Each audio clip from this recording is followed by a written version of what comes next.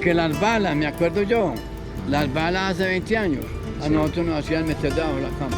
Sí. Uno tenía que meterse debajo de la cama porque no esas Cuando habían balaceras. esas balas rozaban. Sí. Esas balas pasaban en un silbido.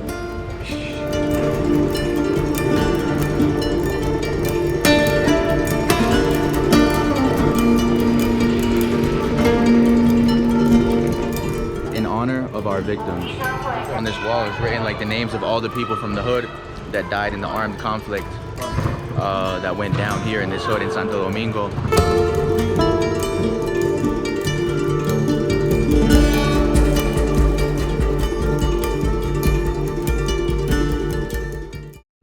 Yo, what's going on, guys? Welcome to part 2. I'm here today back in Santo Domingo. As y'all can see, the beautiful view of the Valley of Aburrá, the north. Over there is Bello, all the hoods of the north. And yeah, I'm here today to film part 2 of this video, to show y'all all the things that I wanted to show you in the first video that I didn't have time to. So we're here again today. I got here last night. I stayed over at my boy's crib, and I'm not gonna lie, I'm pretty hungover right now, but I ate some breakfast and I'm chilling now. I ate some breakfast, drank some water, and I'm chilling. So do I look hungover? I don't know, maybe I do. Anyway, I want to start off this video by giving y'all a brief history of this barrio and how it came into existence. So people started to come here around 1963, 1965 to escape the civil war that was ravaging the countryside of Colombia. In that time, and even still today, there's war in the countryside, but in that time it was very widespread. It was very difficult to stay out of the violence. People, you know, the armed groups made people pick sides. There was a left-wing guerrillas and the right-wing paramilitaries. They made people pick sides. They stole people's land. They forced people's children into being child soldiers. So it was very complicated, and it was very difficult to stay safe. So a lot of people came here to the city to seek a safer life. They began inhabiting the hillsides here, as y'all can see, and making illegal homes. Because they couldn't afford to buy property down in the city. So this before was just pure nature and mountainside. The people began to come here and settle, make houses illegally. Initially they had, you know, disagreements with the local government. The local government would knock down their houses. The people would come back and rebuild, and eventually the local government just let them rock. And this actually, well, this happens in all Latin America. There's hoods like this. But in Colombia, the people originally came here to escape the war in the countryside and to be in a safer place. Unfortunately, the violence eventually came into these neighborhoods, and Santo Domingo was actually one of the most dangerous comunas, or neighborhoods, or barrios, I guess, in the entire city of Medellin, which was once one of the most dangerous cities in the entire world. So this was probably one of the most dangerous barrios in the entire world. Obviously San Javier, which is also La Comuna 13, was very dangerous too. I think that was the only one that had more homicides than here. But yeah, in the 80s and 90s, during the narco boom in Colombia, the Medellin cartel established itself, and they began looking for soldiers or sicarios in these barrios. They would, you know, lure in young kids, young teens with money. They would give them gifts, they would give them clothes, so that's kind of like buy their loyalty. And they were basically like the soldiers for the cartel. They would, you know, kill people, whoever needed to be killed. They would do missions in the city. And this eventually became a stronghold for the cartels. Eventually, when the cartels fell, when all that shit ended, in Medellin after Pablo Escobar died, the paramilitaries and the left-wing guerrillas came into these neighborhoods and began to start fighting for territory. So the violence continued, the deaths continued, many people died here. My boy was telling me it was normal to see like dead bodies on the street every day. It was just a normal thing here, unfortunately. So there was a war between the left-wing guerrillas and the right-wing paramilitaries.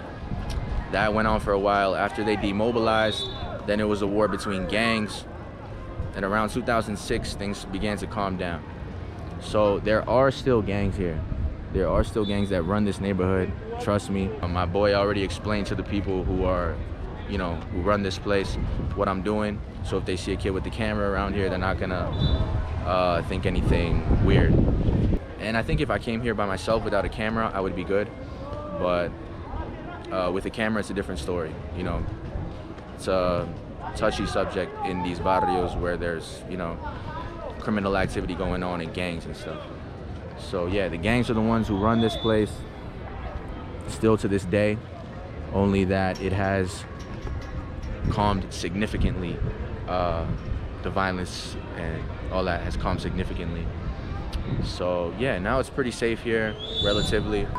You can come here if you're a tourist. You can walk around peacefully. Nobody will say nothing to you, but just, you know, show respect to the place, because around here respect is what rules. So yeah. Anyway, y'all can see here they have some stuff planted. They have some yuca planted. They have some plantain planted. So the people here grow food just to minimize the amount that they have to buy. So that's pretty cool. There's a soccer game going on here.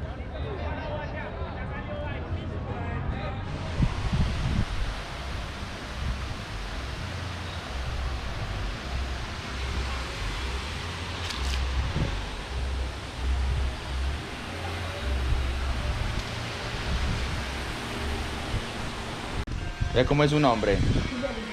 ¿Cómo? Jerrison. Dime de nuevo. Jerrison. Jerrison. Ya. Ah, bueno, yo me llamo Andrés.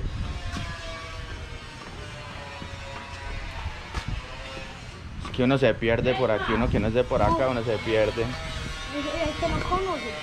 Yo tengo un parcero que vive acá, él vive por ahí. Pero es mejor que tome fotos para cuando venga. Porque por acá ya se tomamos. En estos días a mí me tocó que ir a hablar con los de la vuelta, porque me robaron el bus verde. ¿El buzo? El buzo. Como yo digo siempre, cuando ellos juegan, cuando el nacional juega, ellos siempre voy. Y yo siempre, cuando hacía mucho frío, yo iba, pero con el buzo. Mi papá me lo compró y le valió 120 y me lo robaron.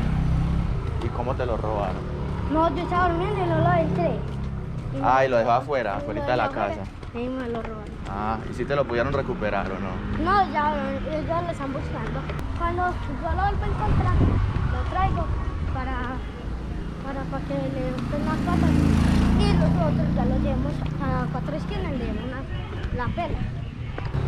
Y ya derecho a la calle. Ah, bueno, mijo, muchas gracias. Que vaya muy bien en el colegio.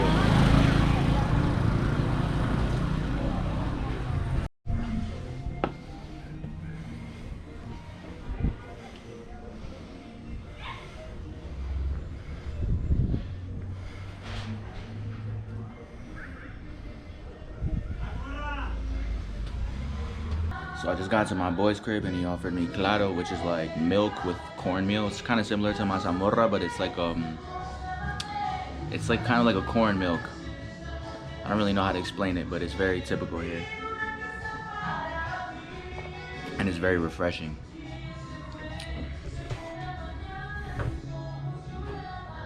It's basically like the water that they use to cook the corn, and then they mix it with milk. That's what I think it is. So it gives it like the flavor of the corn and kind of like a thickness. So it's not nice. And it's very hot today, and I just walked up mad stairs and hills, so this is lit. Es que para que la gente vea cómo es que se hace la empanada, porque Sí, la empanada de maíz es así. es un paso muy importante. Sí. Se cocina el maíz, se muele, se migan las papas, se le mete, se revuelve con este guiso. ¿Y eso qué tiene?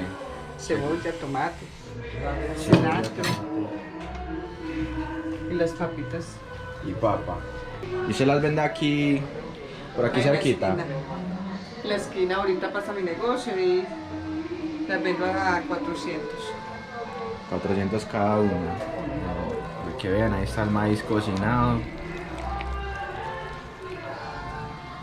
Ahí lo pasa por... ¿Cómo es que se le dice a esto?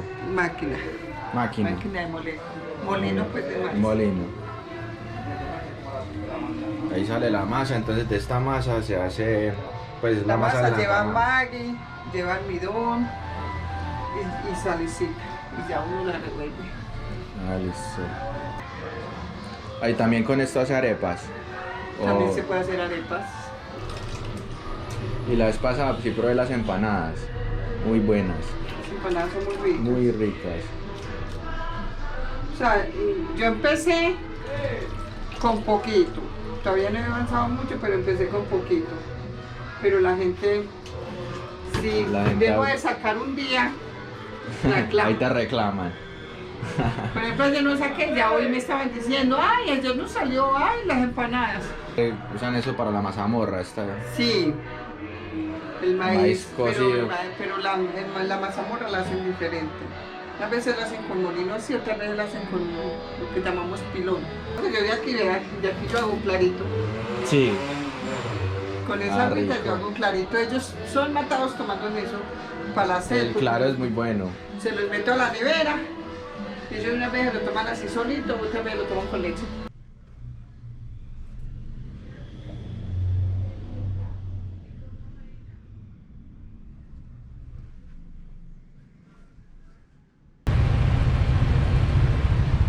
Alright, so we're in like a traffic jam right now.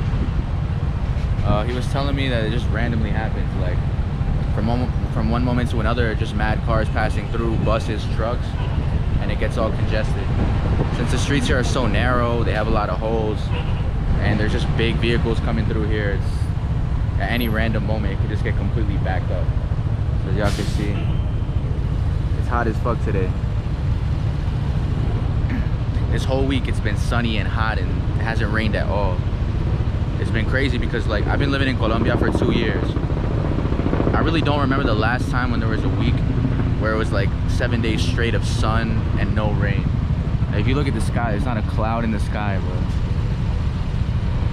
Usually at this time it's already getting cloudy, rainy, and that's just like we've all just been used to that because of the phenomenon of La Niña from the Pacific Ocean. Like the pressure in the ocean and the wind currents makes it rain more. Since Medellin is like closer to the Pacific Ocean, we get the influence from La Niña, so it makes it rain a lot. For the past 2 years it's been like that, and recently it's been, well, this week, sunny, hot every day. So it's been nice, but right now the sun is beaming on me and my face is probably gonna be red later. Alright, let's see. Alright, so this traffic is so bad that we decided to get off the motorcycle. We left it right there. So you see, those are the buses that come up from El Centro. And y'all can see this very narrow road. It's completely still. There's no movement at all, bro.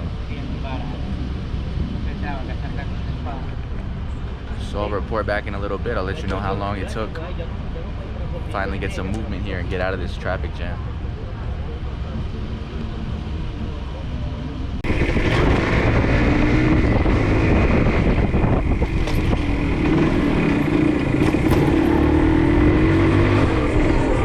Si se le ocurre algo para decir, la saque.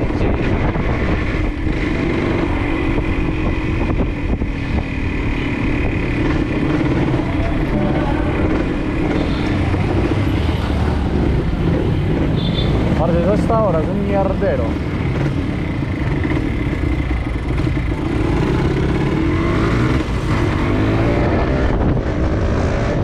Alright guys, we got out the traffic jam. It took about like another 10 minutes. But then all of a sudden it just started moving and it cleared up. So now we're on the move again. And basically what I want to do today is give you guys a tour through the hood on the motorcycle. So keep that view.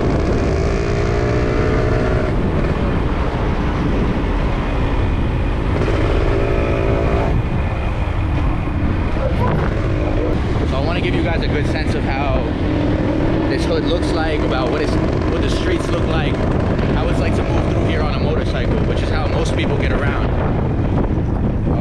And my boy here, he's been riding motorcycles since he was 8 years old. He drives like a fucking speed racer, but he's very good at driving.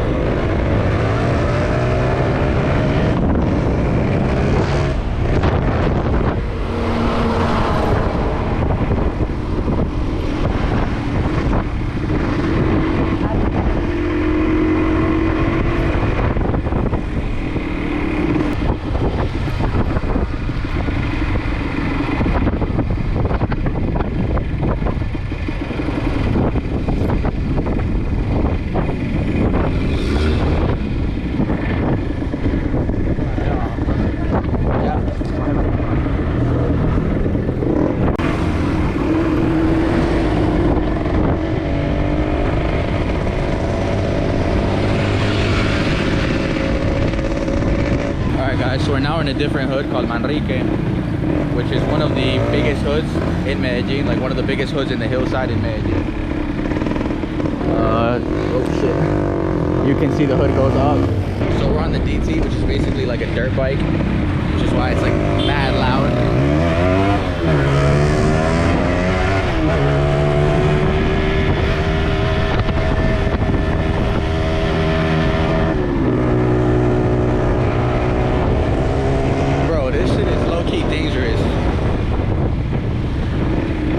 God is with us, bro. When you're on these motorcycles, God is with you. You just have to have faith. So my boy was telling me if you grab the back of the motorcycle like this, with your hands like that, people make fun of you. They say, yo, let go of that shit, bro. You look like you don't even know how to be on a motorcycle. Like, he told me you're supposed to squeeze the hips of the person driving with your knees. And that's the way that you stay stable. And I thought that was interesting because it's like the same thing on a horse. On a horse, to stay stable, especially when it's running, you squeeze it with your legs. Alright guys, not gonna lie, it's kind of, this motorcycle, like when it takes off, like it has a lot of acceleration power. So when he accelerates, like I get thrown back. So like I was telling y'all before, he tells me it's better to squeeze with your knees. So I'm learning, I'm getting better at keeping my center of gravity and not like shifting my weight so much. Because if you're on the back of a motorcycle and you're shifting your weight around too much, you like throw off the conductor. And no conductor likes a shitty passenger on a motorcycle. So right now I'm getting better. It's hard, bro. It's steep roads.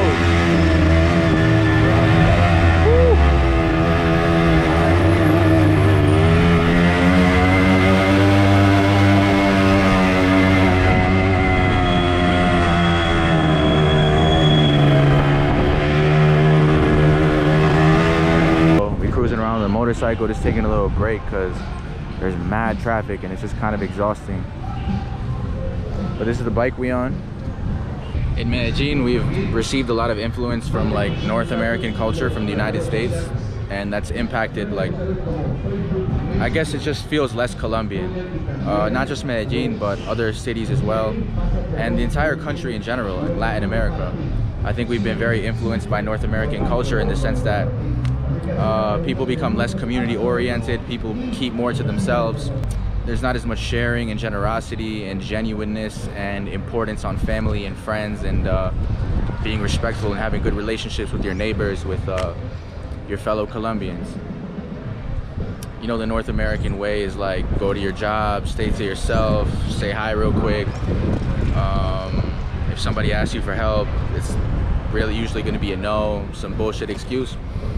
So I think that culture has come here a lot, and it has affected the culture, unfortunately. But in these hoods, you can really feel the essence of Colombian culture and how it really used to be here before so much technology and yeah, advertisements and propaganda changed the way that people view the world and the way that people act. So I thought that was, you know, an interesting observation to share with you guys. The real Colombia, you could find it here in the hoods. People making a sancocho on the street, everyone putting in some ingredients. Everybody knows each other, and it's just like I said, a community vibe. Alright guys, so once again we have a dope ass view of Medellin, as is common up in the hills of the northeast. Straight on the other side is Castilla. Eso ya es Castilla, al otro lado. Castilla, y eso ya es bello. See the huge Andes mountains, and you can really see the shape of Medellin.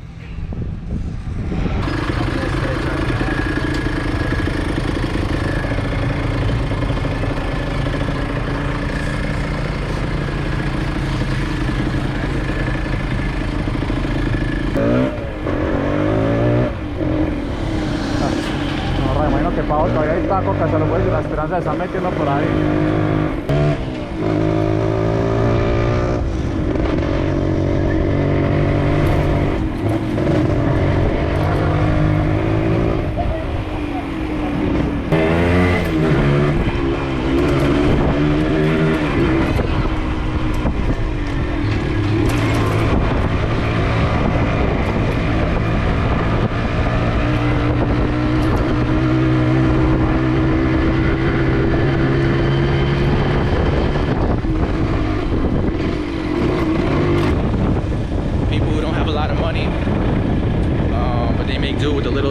they help each other out.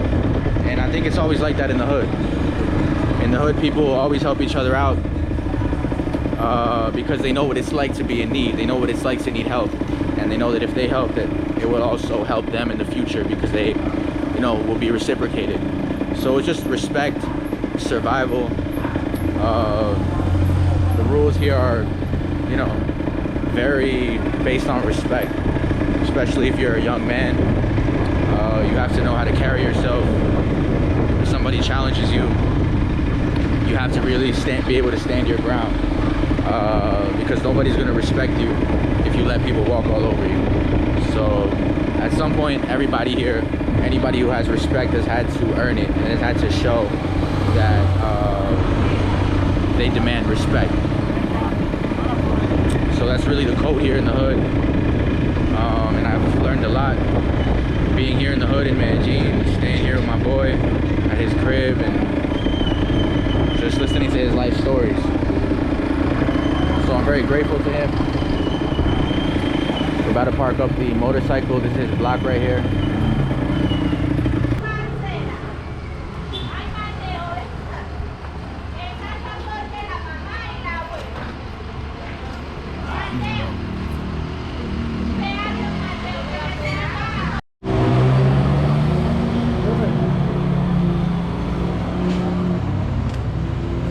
Como la vez pasada mostré cómo hacía la masa, era para que vean cómo es.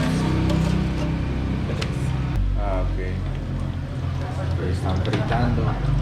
¿Y los vendes a cuánto cada empanada? A 400. 400 pesos cada empanada.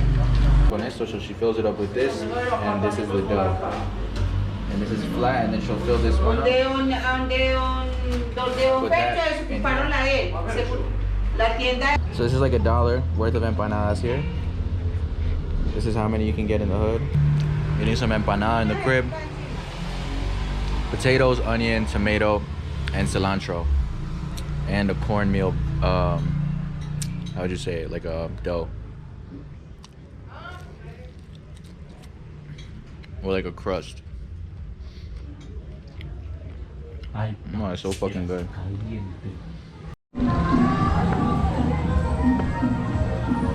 Alright guys, so y'all can see it's nighttime. I'm gonna head back down now. He offered me to stay another night, but I think I'm gonna head home. I got some shit to do at home anyway. Clean the house. I got some shit I gotta hand in at work.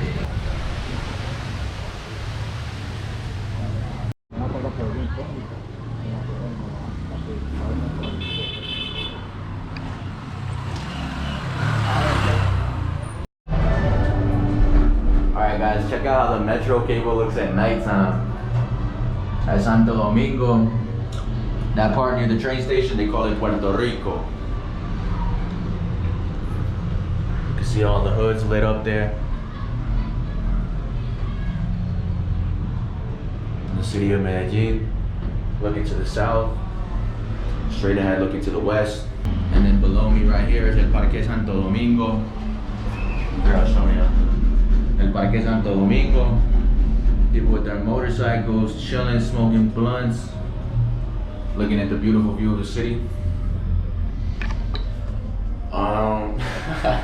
Yo, this shit crazy, bro. Being in the metro cable by myself. Well, it's perfect to make a conclusion for the video. So I wanted to say I hope that y'all enjoyed the video today. Giving y'all a tour through the hoods of the northeast of Medellin. We were in Manrique, we were in Aranjuez, Campo Valdez, Carpinello. We went through mad hoods in that motorcycle ride. And, you know, just so y'all can see kind of like from a first person point of view how it is to ride a motorcycle in Medellin. It's pretty crazy. These kids have been doing it since they were very young, since they were little kids, so it's second nature to them.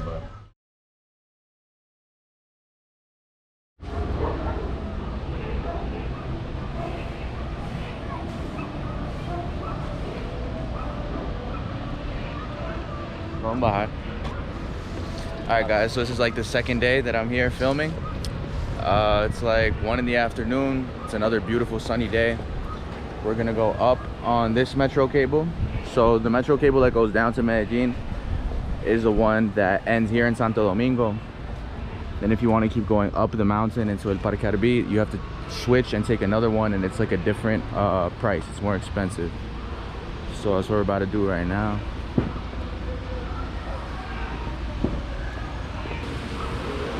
And then we're gonna be on those that go all the way up the mountain. Hello, doggy. Into the Parque Arvi, into the countryside of the mountain.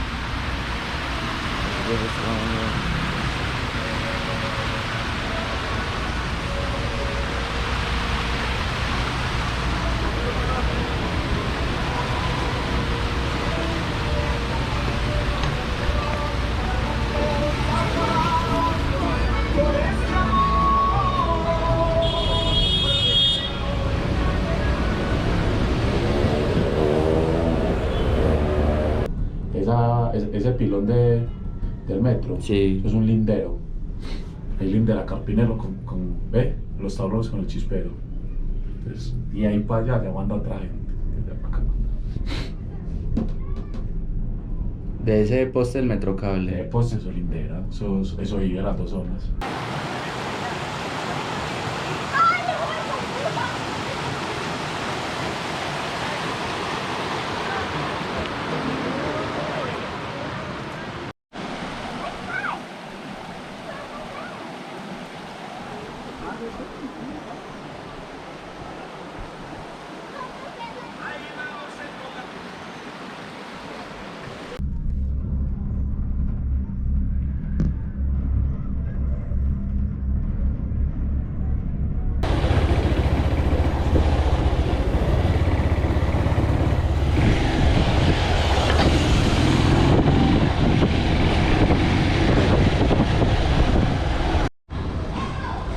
Alright guys, so the wall that you see behind me, well, I'll explain to y'all what it says.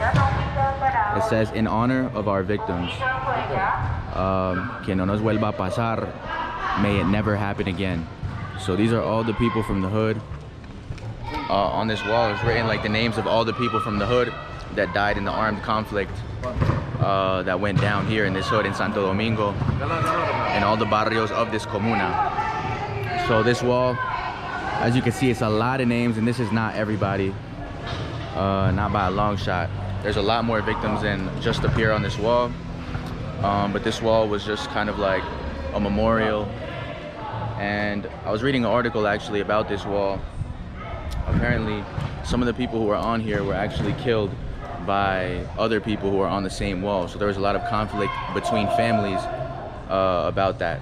So that was just like an interesting thing that I read. Article about this wall. It was very emotional for a lot of people to, you know, see this go up, see their loved ones' names up here.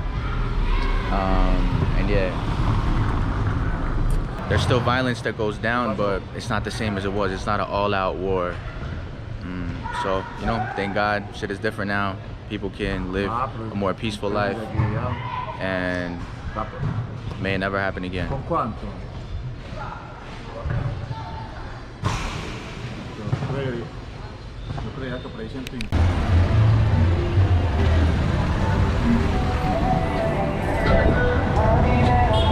So the traffic in Santo Domingo, early afternoon, it's always like this. Buses, motorcycles, taxis, cars, everybody's coming home, people are going out. And yeah guys, another beautiful day in Medellin. I've been blessed this week with beautiful weather. I've been able to film a lot. It's like my third time coming here to film. Que las balas, me acuerdo yo, las balas hace 20 años, a nosotros nos hacían meter debajo de la cama. Sí. Uno tenía que meterse debajo de la cama porque no esas Cuando habían balaceras. esas balas rozaban. Sí. Esas balas pasaban en un silbido. Donde se agarraban con los de la 29. Usted conoció la 29, la 29 queda atrás de esa columna. Ajá. Atrás de la columna, atrás del barrio, queda la 29. Ajá. Esa era peligroso. Se cogían la 29 con los de allí de Popular. Ajá. Entonces los subían los de Popular a las balas de la 29. Pero ellos avisaban. Cierran las casas que va a haber bala ahora. Y nosotros tenemos que... Ellos avisaban. ¿Ah? Ellos avisaban a la Ellos comunidad. Avisaban. Ellos avisaban en todas las casas cuando se iban a prender. Póngale amigo que debe suceder 22 años. Hace 22 años. 22 años, 22 años, mejor dicho, hace 22 años estaba este barrio podrido. Sí. Lo mismo Manrique. Manrique, yo conocí a Manrique. Yo fui una vez a Manrique y a mí me tocó una vez en Manrique doblar una esquina y ver caer tres en una esquina. Cayeron tres casi al pie mío. Mataron tres y yo me tuve que volar. Claro. Porque pronto me tiraban a mí también. Hace 20 años era pirata esto. Sí. Y el hijo mío se metió en la pomada. Se Ajá. metió en la pomada y lo matamos. ¿Y él cuántos años tenía? 21 años. A machete, con una barbera lo mataron, lo destrozaron. Last time I was here at night when it was pitch black, I could see a little more, or it's just a different perspective at this hour. Look at how beautiful that looks, the sun setting over the mountains to the west. That's the west. All that is the northwest of Medellin. Bello, Castilla, over here Santo Domingo. I don't even know, all these barrios, these are all hoods over here. These are all comunas.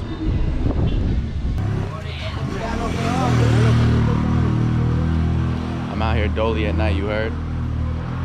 It's a little sus to be filming, not gonna lie.